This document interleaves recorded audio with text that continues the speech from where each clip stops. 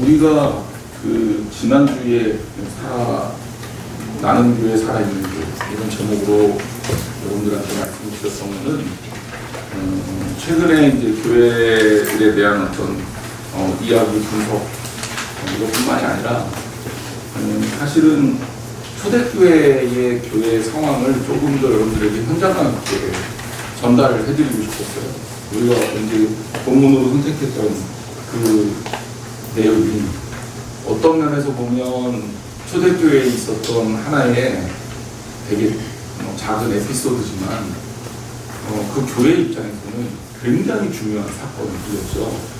바울이라는 사람이 들어와서 교회의 이름으로 나중에는 사도로 활동을 하게 되면서 바울과 바나바가 가졌던 그 파괴력, 복음으로 인해서 가졌던 그 파괴력은 정말 이루 말할 수 없는 것이었고, 바울이 그냥 하루아침에 하늘에서 뚝 떨어져서 바울이 바울 사도로서의 역할을 감당한 게 아니라 그 바울 사도가 활동할 수 있었던 장을 만들어주고 바울 사도가 성장할 수 있었던 계기를 마련해 준 것은 초대교회 교회의 특징이라고 할 수 있었다는 거예요.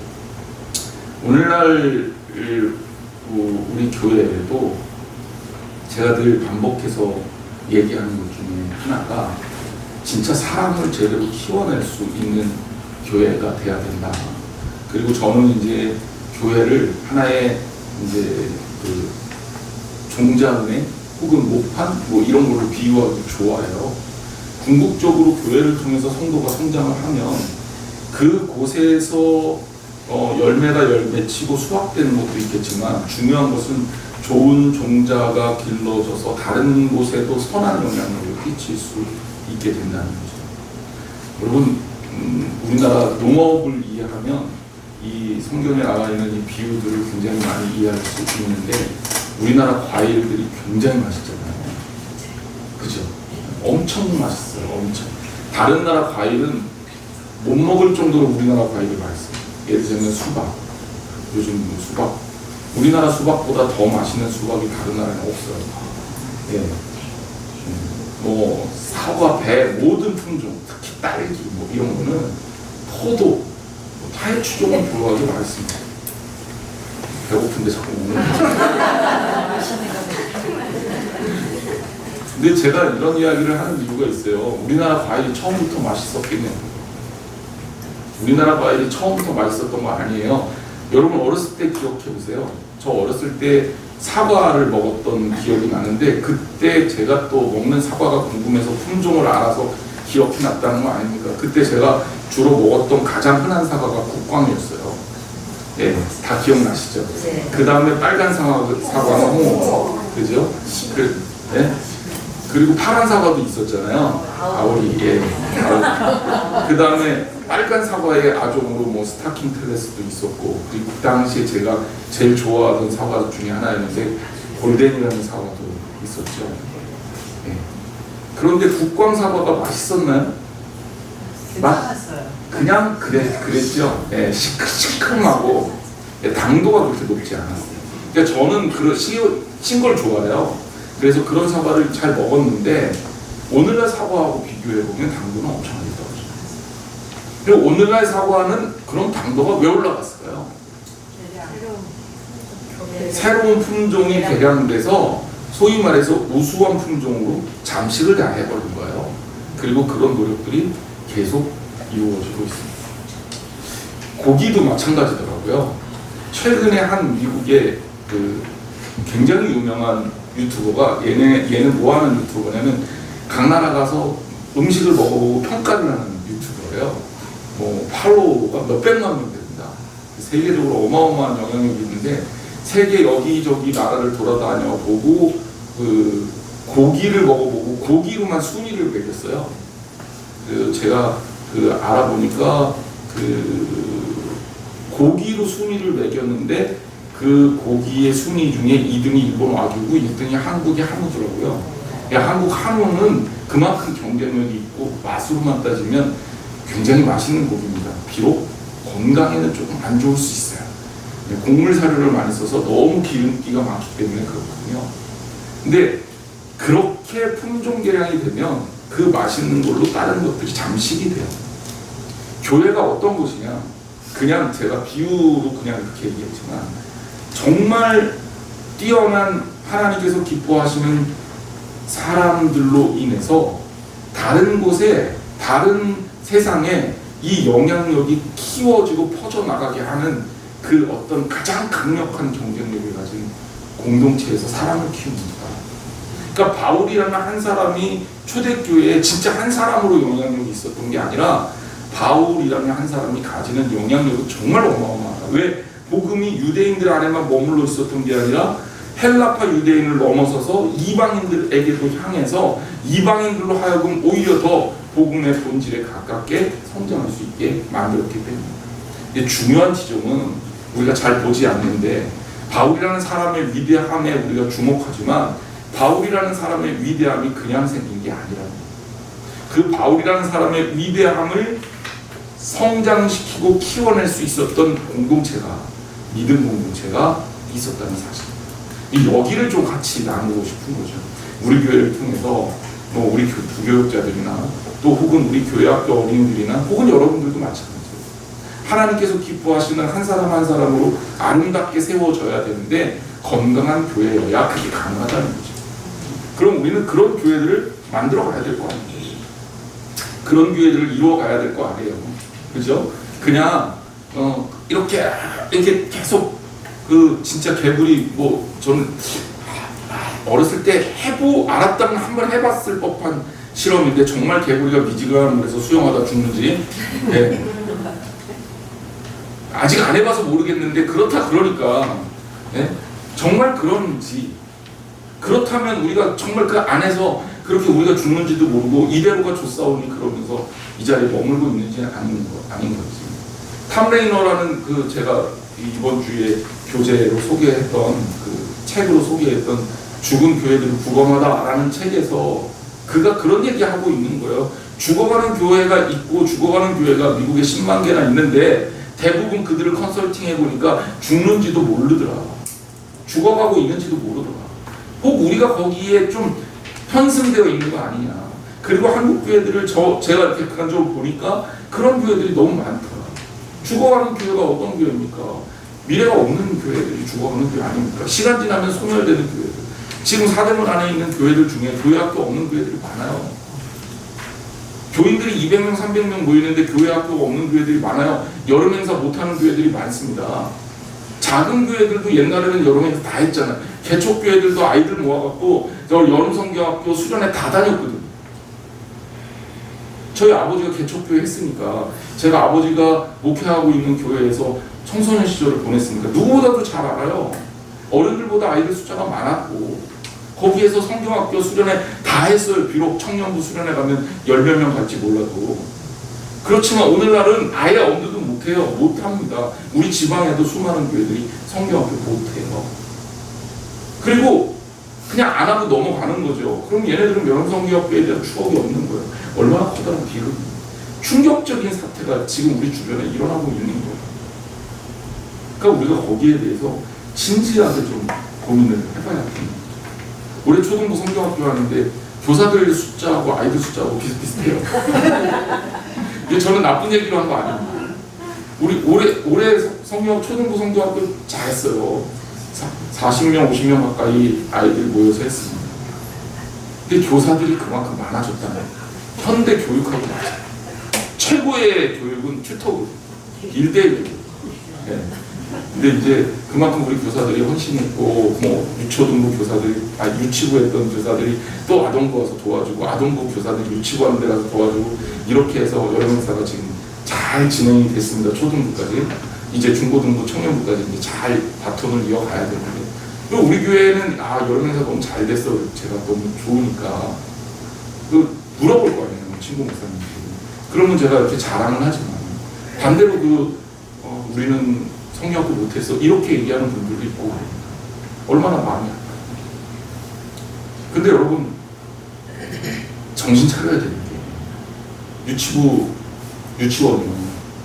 모집 인원 점점 줄고 있어요. 우리 유치원이 잘못해서 그런 게 아니라 아이들 숫자가 주는 거예요. 이제 이런 상황 속에서 우리가 앞으로 어떤 교회를 이루어야 될까 진지하게 고민해야 되잖아요. 그거는 우리들 몫이잖아요. 왜 우리들이 지금 어떻게 하느냐에 따라서 우리 미래 세대 아이들이 그대로 다 이어받을 거고 우리 주변의 다른 사람들이 영향을 받을 거니까. 이런 측면에서 초대교회에 일어났던 일들을 여러분들에게 소개하고 그 내용들을 나누고 싶었던 거죠. 초대교회는 그럼 어떤 교회예요? 우리 상황보다 좋았을까? 좋았다고 말할 수가 없지요. 정말 열악한 상황이었죠. 시설이 제대로 있습니까? 없지요. 또 뭐 인프라가 제대로 갖춰져 있습니까? 그것도 아니에요. 사람들이 교회 다니는 사람 인정해 줍니까? 그것도 아닙니다. 오히려 핍박하고 괴롭히고 호의적이지 않은 거죠. 그 상황 속에서 초대교회가 놀라운 기적을 일으켰단 말이에요. 그 원인을 우리가 분석해보자. 그런데 이제 오늘 본문에 보면 바울이 회심한 이후에 있었던 사건이에요. 그 제일 중요한 1번의 그 문제가 바나바라는 인물입니다. 바울이 회심을 하고 나 예수 그리스도를 전하는 사람을 살래 마음 먹었는데 이게 그냥 되나? 그냥 안 된단 말이에요. 누군가 도와줘야 돼요. 그러니까 어울리려고 사도들하고 교제를 시도하는데 사도들이 거부하고 교인들이 거부해요. 당연하겠죠. 어제까지 며칠 전까지 나 괴롭히던 사람인데 몇 달 전까지 우리 주위에다가 쫓아다니던 사람인데 어떻게 수용합니까? 수용 안 되죠. 그때 바나바라는 앞뒤로 똑같아요. 이름이 바나바 이런 이름을 가진 이 사람이 이게 굉장히 유연하죠. 이름 자체도 앞으로도 똑같고 뒤로도 똑같고 그러니까 얼마나 유연합니까? 이 사람이 바울을 보증합니다. 그가 진짜 하나님의 사람이야 라고 보증해요. 그리고 사실 바나바의 보증도 굉장히 훌륭한데 이 바나바의 보증을 수용합니다. 이게 교회가 가지고 있는 능력이에요. 제가 목회를 여러 번 하지만 병들어 있는 공동체는 어떠냐면 병들어 있는 공동체는 좋은 걸 줘도 못 누려요. 좋은 걸 줘도 못 누려요. 이거 하자 그래도 못해요. 그거 좋은 건지 몰라요. 제가 이제 우리 교인들하고 이제 오성교사님이 이제 필리핀 가게 되면 이제 선교 해외 선교를 이제 본격적으로 어떤 게 진짜 해외 선교지고 교인들하고 같이 나누면서 진행을 할 건데 전 막 기대가 되거든요. 그런데 거기에 대해서 부정적인 생각 가진 사람들은 정말 좋은 건데도 못 누려요. 왜? 부정적인 생각 때문에 경계심입니다. 그러니까 이게 이 수용할 수 있다는 것은 내가 건강하다는 얘기예요. 여러분, 내가 건강하면 병균이 나를 침투에 들어와도 내 면역 체계가 그 병균을 물리치는 거죠. 요즘 코로나 계속 또 돌잖아요. 그죠? 예. 그런데 코로나는 언제 걸리냐? 내가 약하면 걸려요. 내가 보니까 물론 마스크 쓰고 내가 이렇게 잘 컨트롤하면 어느 정도 막아지지만 내가 약하면 아무리 방비해도 이게 쉽게 감염이 됩니다.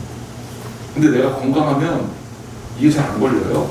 애들 보니까 걸려도 걸린지도 모르고 다녀요. 걔네들 때문에 문제이기는 해. 약한 사람들 자꾸 걸리니까. 근데 그게 뭐예요? 건강 아니에요. 온전한 교회는 어떤 교회냐? 세상을 두려워하는 교회가 아니라 세상을 이기는 교회죠. 맞죠? 그러니까 우리가 위축돼 있고 두려워하고 저 사람 저 제대로 된 사람 맞아? 막 이렇게 경계하는 게 좋은 교회가 아니라 충분히 그 사람들이 들어왔을 때도 오히려 우리 페이스로 동화시킬 수 있는 교회가 좋은 교회죠. 신천지를 두려워하는 교회가 아니라 신천지를 제압할 수 있는 교회가 정말 좋은 교회죠. 그렇잖아요. 그러니까 신천지보다 더해 저것들은 우리보다 더해 이런 얘기를 들어야 돼. 그래서 저는 사실 그런 게 소원이긴 해. 신천지가 따와서 야 여기는 우리보다 더하다 질려서 도망가는 그 정도는 돼야지. 그게 초대교회의 자신감이에요. 바울을 수용하고 그를 사도로 내세울 수 있을 만큼의 백그. 이게 바나바라는 인물 그리고 이 초대교회 공동체가 가지고 있었던 이 수용성이라는 특징입니다. 이게 성장하는 교회, 건강한 교회의 가장 결정적 특징이기 때문에 이 본문에도 그렇게 나온 거고 제가 여러분들한테 강하게 설명했습니다. 두 번째는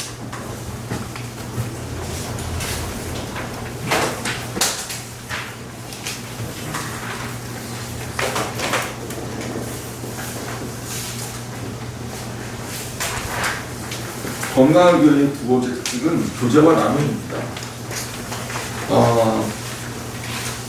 우리도 그렇잖아요.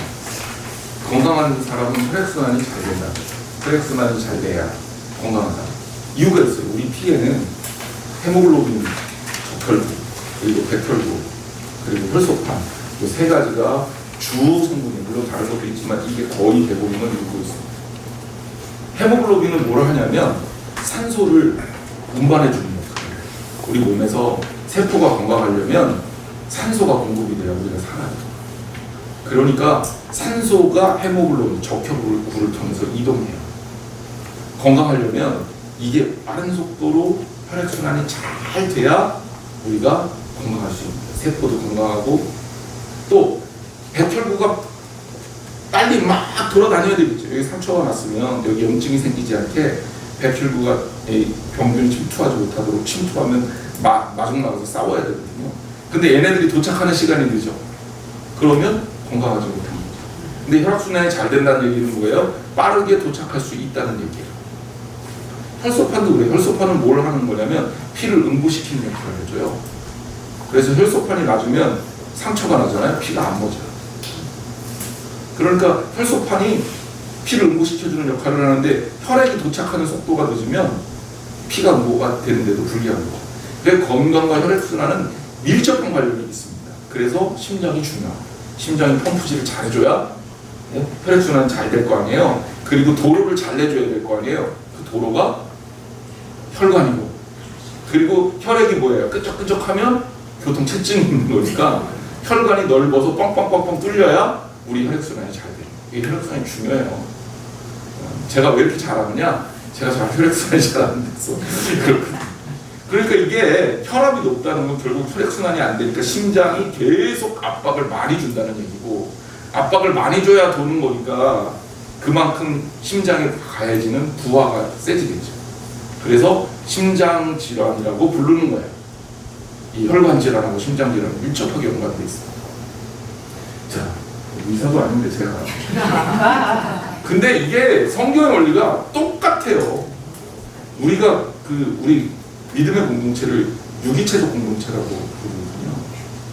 유기체라는 건 생명이라는 얘기예요. 그 교회도 마찬가지예요. 교회도 교제가 활발하게 일어나야 돼요. 하나님 말씀의 선순환이 지속적으로 일어나요. 제가 속장님들한테 이렇게 말씀을 드리면 속장님들이 이 말씀을 듣고 속도원들에게 또 말씀을 전달하는, 그리고 속도원들이 또 그 말씀을 통해서 어떻게 해야 돼요? 양육되고 고백되고, 그리고 그것들이 퍼져나가서 또 전달이 되는 거예요. 이게 교회 안에서의 혈액순환이에요. 누군가가 누구를 사랑해줘. 근데 사랑을 받은 사람이 사랑만 받고 있는 게 아니라, 사랑은 뭐예요? 통로로 흘리는 거잖아요. 내가 받은 사랑을 또 넘치게 전달해주면 그 넘치게 받은 사랑이 또 그것을 전해주는 거죠. 제가 올해 여름성경학교 교사 숫자가 부족하지 않고 넘치는 것을 보면서 이제 교회가 건강해지는 징조들이 보여지기 시작했다라고 보는 이유 중에 하나가 그거예요. 내가 성경학교 교사를 하고 싶다라고 마음이 열린다는 건 뭐예요? 내가 받은 은혜와 사랑을 전달해주고 싶은 마음이 생기는 거죠. 그렇지 않아요? 그래서 교사하는 거 아니에요? 그러면 그 사랑을 받은 아이들이 어떻게 되겠어요? 건강해지는 거예요. 이게 교회의 선순환이에요. 우리 교회가 좋은 방향으로 가고 있어요. 제가 여러분들이 예를 들면 여러분들이 마음이 열려서 성경학교를 진행하면서 또 교회 행사를 진행하면서 교사들이 어떻게 움직이는지, 우리 교인들이 어떻게 움직이는지를 보면 알아요. 찬조 여러분들이 만약에 마음이 닫혀있다고 그러면 하겠어요? 야, 저 애들도 얼마 없는데 저거 맨날 돈만 갖다 쓰고, 이제 저기다가 헌금도 하는데 찬조까지 하라고? 에이, 안 해. 그러고 마는 거 아니에요? 그게 당연한 거예요. 근데 여러분들이 마음이 열려서 그래도 아이들을 위해서 내가 뭔가 해주고 싶은 마음이 생긴다는 거는 사랑이 전달된다는. 지난주 우리 수혜연금이잖아요. 제가 우리 교인들에게 되게 너무 고마웠는데 제가 예상한 금액보다 훨씬 많이 나왔어요. 근데 물론 액수가 많아서 중요한 건 아니에요. 저는 사실은 한두 사람이 많이 하는 것보다는 여러 사람이 참여하는 걸 훨씬 더 좋아해요. 근데 그 방향으로 가고 있어요. 근데 여러분 마음이 열려있다는 거잖아요. 여러분 넉넉해서 한 거 아니잖아요. 그 속에 뭐가 있는 거예요? 그래도 우리가 교회를 통해서 누군가를 도울 수 있으니 너무 감사한 마음이 있어서 주머니가 열리는 거죠. 아무것도 아닌 것 같지만 이게 건강한 교회 척도예요. 건강하지 않은 교회는, 건강하지 않은 공동체는 이런 식으로 움직임이 일어나지 않습니다. 저 처음에 왔을 때 그랬어요. 그때 힘들었죠. 움직이지 않으니까 교인들이. 그러니까 우리가 좋은 방향으로 가고 있는 거죠. 앞으로 더 잘 돼야 되겠죠. 더 좋은 역사들이 나가야 돼요. 우리 속장님들이 그런 역할을 감당하고 중간에 동맥과 정맥의 역할을 감당해줘요. 그래서 빨리빨리 들려줘요. 왜요? 잘하고 계시리라 생각합니다. 이게 살아있는 교회의 두 번째 특징이고 우리가 이것을 지향해요. 자, 그리고 세 번째로 제가 뭘 얘기했냐면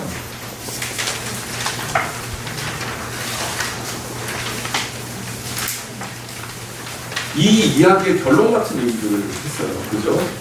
이 초대교회 교회가 이런 것 속에서 어떻게 되냐.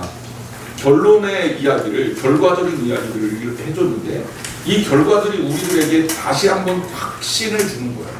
이렇게 수용성이 있는 교회로, 사랑하는 교회로, 나누는 교회로, 또 교제하는 교회로 성장하게 됐을 때 그때 어떤 일이 벌어졌느냐. 결국은 우리 마음에 평안이 있어요. 저는 이 평안이라는 단어가 여러분들한테 되게 중요한 단어로 다가왔으면 좋겠어요. 왜냐하면 우리는 평안을 외적 평안으로 인식하는 경우가 많아요. 아예 뭐 안녕하십니까? 환란이 없다는 얘기지. 그 환란이 있으면 우리 뭐라 그래요? 아유 좀 보고도 몰라요. 이렇게 힘든데 난리 이런 표현 쓰잖아요. 그 매스컴 보면 맨날 위기인 것 같잖아요. 경제 어렵다 그러지, 곧 망할 것 같다 그러지, 불안하다 그러지, 세상 지구 뜨거워갖고 지금 유럽 50도까지 올라간다 그러지. 이거 어떻게 견디나 별 얘기가 다 생각이 나요. 지금 남부 유럽 48도, 49도, 50도 이렇습니다. 근데 이제 지구가 이제 완전히 폭발하기 직전인가 별 생각 다. 중국하고 대만하고 전쟁한다 그러지. 별 얘기가 다 들리고 있어요.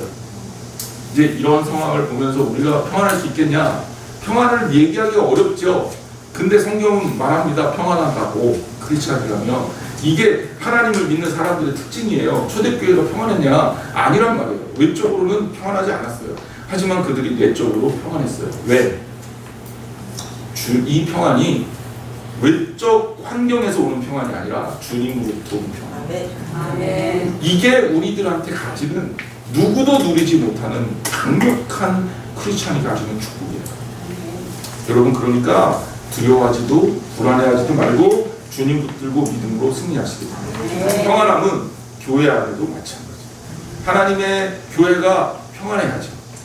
일이 없어서 문제가 없어서 또 걱정이 없어서 평안하지 않은 게 아니라 평안한 게 아니라 그럼에도 불구하고 평안할 수 있어요. 네. 여러분 일을 하면 어쩔 수 없이 스트레스는 생겨요. 당연하지 않겠어요? 아무것도 안 하면 평안한 게 아니야. 그건 죽는 거죠. 아무것도 안 하면 죽는 거예요. 근데 우리 움직이려면 힘들잖아요. 그렇지만 그 움직임 속에서도 뭐가 있다? 주님 주시는 평안함이 있으면 그거는 아름다운 교회가 되는 겁니다. 우리가 그런 교회를 지향하는 겁니다. 끊임없이 하나님 나라를 위해서 움직이고 무엇인가 일을 하고 그리고 우리가 일하는 것이 하나님의 뜻에 합하고 맞고 사람을 위해서가 아니라 하나님 나라를 위해서 일이 되어지고 그런 평안함 속에서 그리고 거기에 어떤 일이 일어납니까? 기본적으로 모든 일을 할 때 주님에게 초점이 맞춰져야죠. 그래서 이 공동체를 성경이 뭐라 그럽니까? 주님을 경외함이 평안함이 있었고 주님을 경외함이 있었고 그리고 그 속에 뭐가 있었다? 성령의 위로가 있어서 결국은 어떻게 돼요? 수가 많아졌다.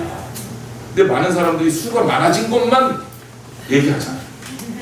근데 여러분 수가 많아진 거는 그거는 우리가 할 수 있는 게 아니에요. 그 수가 많아지는 거는 이런 결과들로 주어지는 결과예요. 문맥을 보세요. 수가 많아져서 좋아졌다가 아니라 이러한 건강한 교회 공동체가 되니까 수가 많아진 거예요. 이건 하나님께서 더하여 주시는 축복입니다. 그러니까 우리가 그렇게 교회를 바라볼 수 있어요. 그러니까 좋은 교회를 이룬다는, 살아있는 교회를 이룬다는 것이 우리의 신앙생활의 모든 것이나 다름없어요. 그러기 위해서 우리 숙자님들과 또 우리 교육자들과 또 우리 교인들과 하나한 뜻으로 하나님 나라를 꿈꾸고 지향해야 될 줄 믿습니다. 네.